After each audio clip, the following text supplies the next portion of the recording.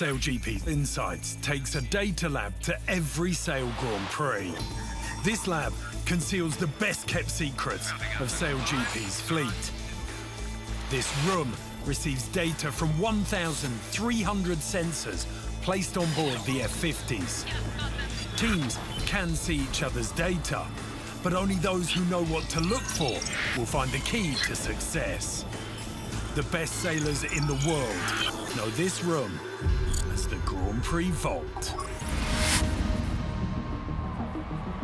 Here we are at the end of Fleet Race 1 in Abu Dhabi, Season 4, and things are not looking good for the Spanish. After a bad start, they finished dead last. They need to up their game if they want to make Sunday's final ahead of the French, who they're just behind on the leaderboard. How can Diego Boutin turn this around? We've seen it time and time again. When a team starts this bad, they tend to have a really bad Grand Prix. Can Spain make the best use of the Oracle Cloud to overcome this result? Historically, they've struggled to make the best out of the data vault. The Spanish arrived in a container quite a few times before. The problem is that compared to the other teams who had really specific questions, they were not as specific as the others, and we're kind of lost on using the data. Beginning of the season, they were going to the data container just like asking them, how can we sail better? You tell us what to do. It's complicated. Race 2 and Spain need to turn this around, and fast. We can see Simone on screen. He's having a sneak peek at the umpire app. He wants to be on the right side of the law in this race. Simone Salver is the new coach of Team Spain. He's been brought into the team because he understands the data in microscopic detail. And now Simone can assist his team from the newly created coaches pit wall. How it used to be, coaches would go on the water. It's the worst environment to work in if you're trying to be data-driven. Basically, what we have now is 3 screens and a great comm system. We can speak with the guys on board directly. They've got so much more information. They can see the race course, so they see what they would have seen on the water. Here we go into Fleet Race 2. Spain, last in the previous race, now need to turn this around. This is where the chess game begins.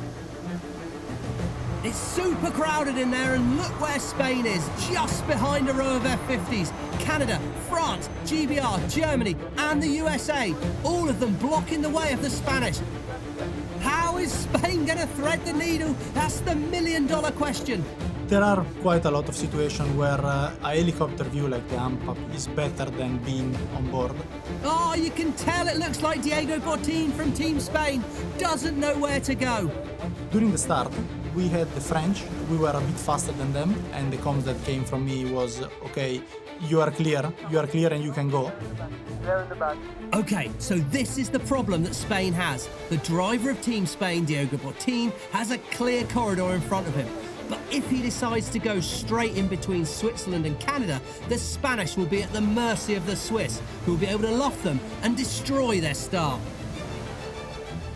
Oh, this is one of those calls that's going to be decided by centimetres or even millimetres. It's so tight.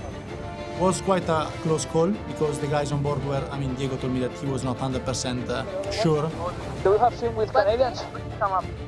We can. They're in the back.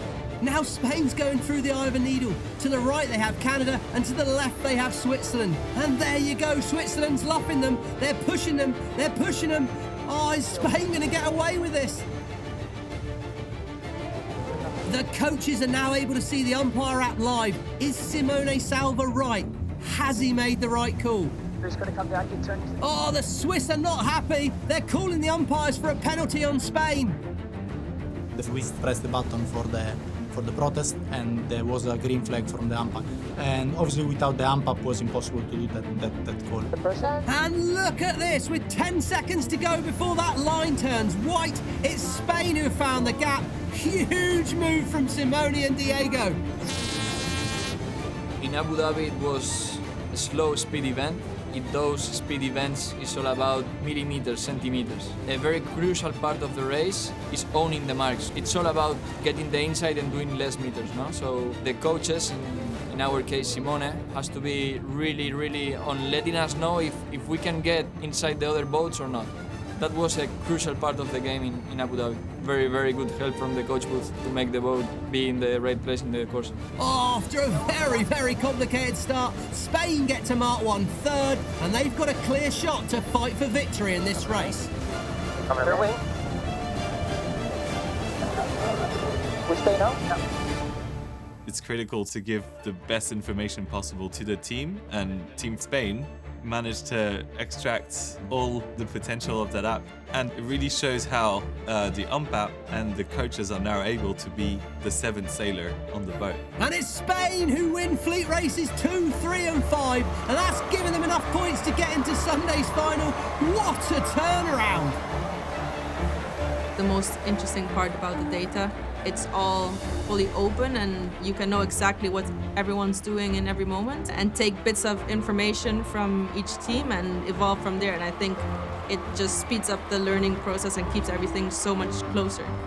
The coaches used to provide input after racing, whereas now, as they learn how to communicate well with the teams, the information can be used instantly to their advantage. There's been a big discussion between events, how we can best utilise it, and I think there's a little bit of a rush on at the moment to see how UCAM stay ahead of the other teams as well who are doing the same thing. GBR 17 kilometres. There is access to a lot more data, and ultimately it is more accurate, especially when it's paired with that view of the race course. All of the coaches have a tactical background, so it's just nice to be able to use that in a racing situation. It's just like a strategist position, but off the boat. You're not going to drive the boat from off the boat. You're not going to drive the boat from the booth. This is not the way it is. The way it is you will gather the information so the people on board will make a better decision. With a second place finish in Abu Dhabi, Spain accumulated enough points to reach the Season 4 Grand Final in San Francisco, which they went on to win. An outstanding season of racing from the Spanish, and if it wasn't for some of Simone's calls earlier in the season, Spain may have fallen just short of the Grand Final. It just goes to show how important data and that 7th team member is. The Spanish before, they were kind of aware of data was happening, but they didn't know how to use it. And Simone has been undeniably revolution in that area for the team. When the Spanish team brought Simone in, he's come from a world that is driven by data in the cup world. And so he has that way of dissecting data and putting it into words that sailors can use out on the water. That's a really interesting thing about sailing right now is you can't just be a sailor. You've got to have an engineering background, have a data background, be able to process lots of information and then translate it onto the water.